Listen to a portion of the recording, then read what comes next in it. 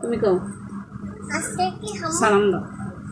আসসালামু আলাইকুম কইলা ভাই বোনেরা, আজকে একটা রেসিপি আছে যে এটাতে খিচুড়ি আনাইছি।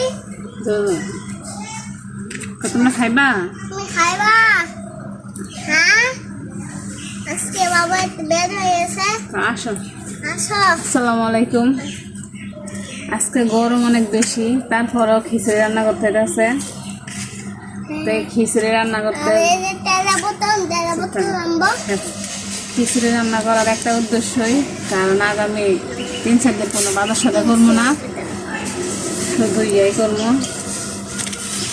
বাজার সাথে করুন ছাড়া কেমনে চালান যায় ওটাই চালাম, কারণ কিস্তি আছে, ঋণ আছে। ঋণ থাকলে তো বুঝেনি কিভাবে কি ইয়ে করতে হয়। যাই হোক, মশলাটা দিয়ে দিলাম। এবার হলুদ মরিচ এগুলো দিয়ে দিই, হালকা একটু ঝাল দেওয়া লাগে। একটু ঝাল না দিলে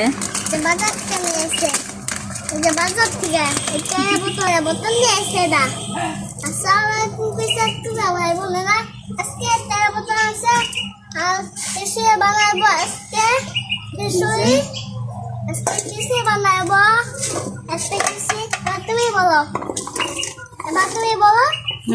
তুমি বলো।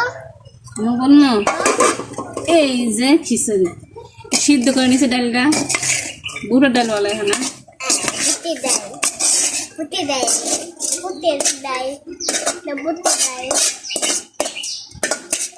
আজকে বুটের ডাল আমরা আজকে খাইবো তেলে।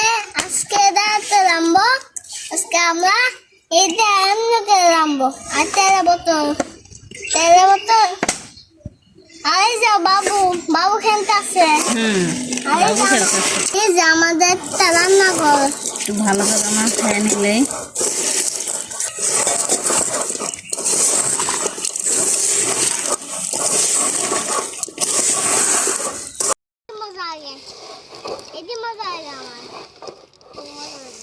একদম সিধা করবি না, মা খাবি একদম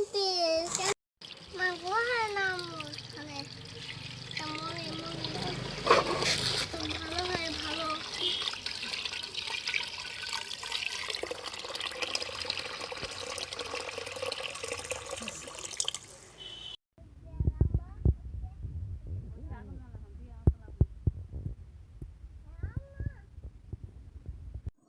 আমু হয় নাই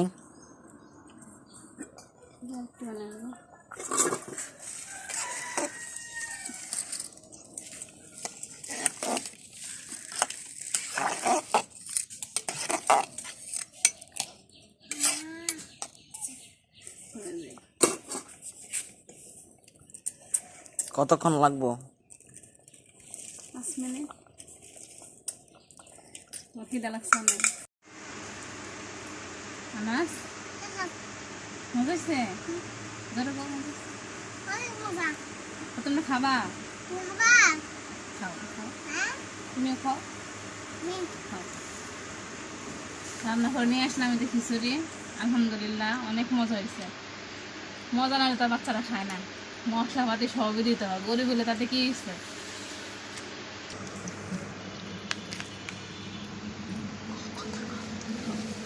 গোস্তের মশলা যা আছে সব দেওয়া লাগে, এলাচ দারচিনি বাটা সব। অনেক মজা হয়েছে। খাও খাও, আমাদের জন্য দোয়া করবা, বলো।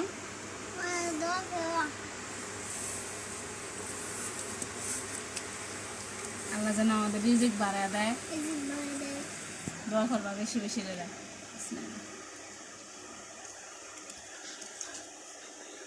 আলহামদুলিল্লাহ এত মজা হয়েছে,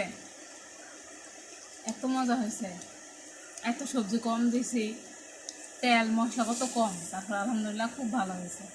দোয়া করবেন আমাদের জন্য। আল্লাহ হাফেজ।